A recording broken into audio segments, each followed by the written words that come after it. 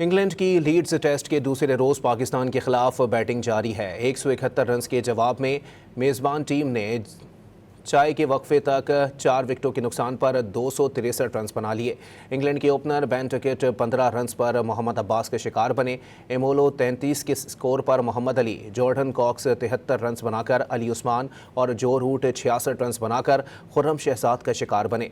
England को test match की पहली इनिंग्स में 77 रन की बढ़तरी हासिल हो चुकी है और उसकी 6 विकेटें अब भी बाकी हैं।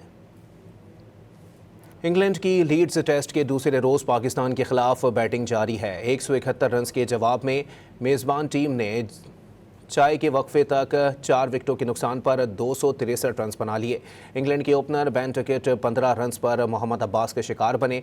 एमोलो 33 के स्कोर पर Mohammad Ali, Jordan Cox 73 run बनाकर अली उस्मान और जो रूट 66 रन बनाकर खुर्रम शहजाद का शिकार बने।